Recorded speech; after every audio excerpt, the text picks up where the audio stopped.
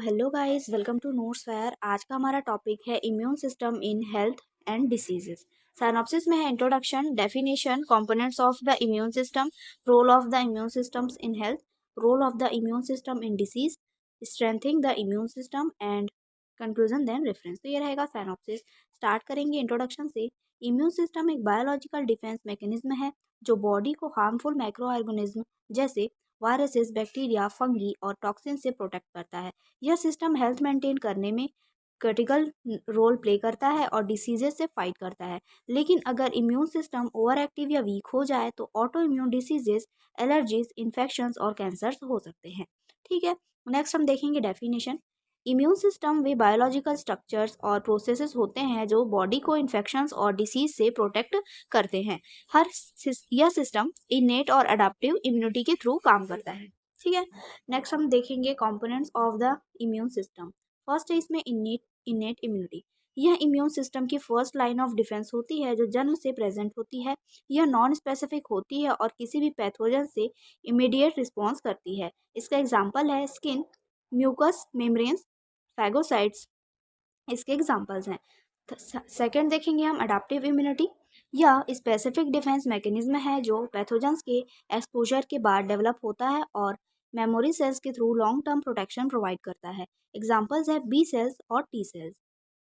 Third है lymphatic system. यह system lymph node, spleen और थाइमस से मिलकर बना होता है और इम्यून सेल्स को ट्रांसपोर्ट करता है।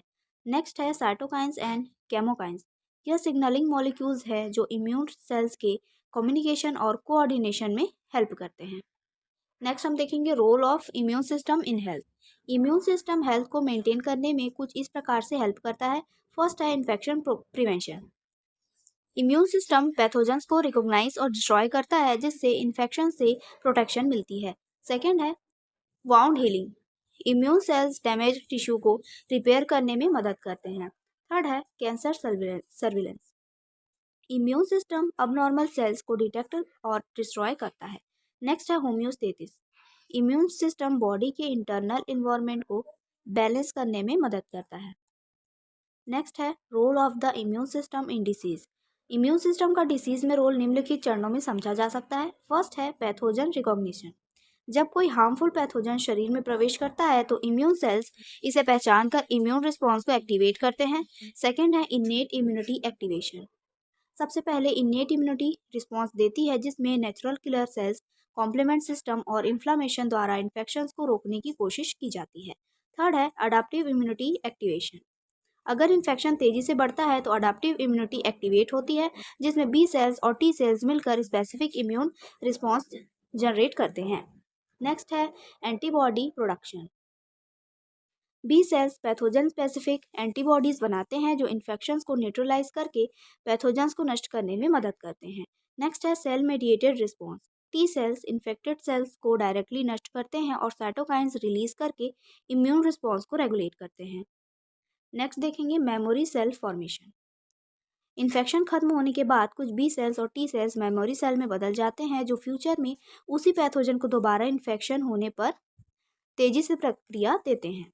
नेक्स्ट देखेंगे auto immune and over active response. कभी कभी इम्यून सिस्टम गलती से बॉडी की हेल्दी सेल्स को नुकसान पहुंचाने लगता है जिससे ऑटो इम्यून डिसीजेस हो सकती है। नेक्स्ट है इम्यूनोडेफिशिएंसी डिसऑर्डर्स। अगर इम्यून सिस्टम कमजोर होता है तो व्यक्ति अधिक इन्फेक्शंस का शिकार हो सकता है। नेक्स्ट देखेंगे cancer immuno surveillance. Immune system abnormal और कैंसरस सेल्स को पहचान कर नष्ट करने की कोशिश करता है, लेकिन अगर इम्यून रिस्पॉन्स कमजोर होता है तो कैंसर सेल्स बढ़ने लगते हैं। नेक्स्ट देखेंगे vaccine response. Vaccine immune system को मेमोरी सेल्स बनाने में मदद करती है जिससे फ्यूचर में रियल इन्फेक्शन होने पर इम्यून सिस्टम तेजी से पैथोजन को नष्ट कर सके। नेक्स्ट देखेंगे strengthening the immune system. First है इसमें बैलेंस्ड डाइट।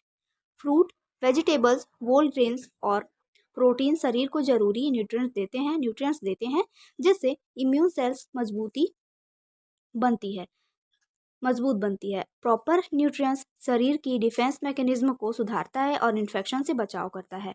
सेकेंड देखेंगे regular exercise. Physical activity blood circulation को बढ़ाकर इम्यून सेल्स को तेजी से मूव करने में मदद करती है। यह इन्फ्लामेशन को कम करके बॉडी को इन्फेक्शंस और बीमारियों से लड़ने के लिए तैयार करता है। थर्ड है adequate sleep. Proper sleep immune system को रेगुलेट करता है और इन्फेक्शन से लड़ने वाले सेल्स को मजबूत बनाता है। नींद की कमी इम्यून रिस्पॉन्स को कमजोर कर सकती है, जिससे बीमारियों का खतरा बढ़ जाता है। नेक्स्ट है स्ट्रेस मैनेजमेंट।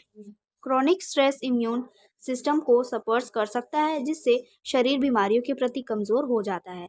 मेडिएशन, योगा और रिलैक्सेशन टेक्निक्स तनाव को कम करके इम्यून फंक्शन को बेहतर बनाती है। नेक्स्ट देखेंगे वैक्सीनेशन। वैक्सीन्स इम्यून सिस्टम को स्पेसिफिक पैथोजेंस को पहचानने और उनसे लड़ने के लिए तैयार करती है। यह सीरियस इन्फेक्शंस को रोकने और इम्यूनिटी को मजबूत बनाने में मदद करता है। देखेंगे कंक्लूजन। इम्यून सिस्टम हेल्थ और डिसीजेज में सेंट्रल रोल प्ले करता है। यह सिस्टम बॉडी को इन्फेक्शंस और डिसीज से प्रोटेक्ट करता है, लेकिन इसकी डाइसफंक्शन ऑटो इम्यून डिसीजेस, एलर्जीज और क्रोनिक इन्फ्लामेशन का कारण बन सकती है। इम्यून सिस्टम को स्ट्रॉन्ग बनाने के लिए balance diet, regular exercise, adequate sleep और स्ट्रेस मैनेजमेंट ज़रूरी है।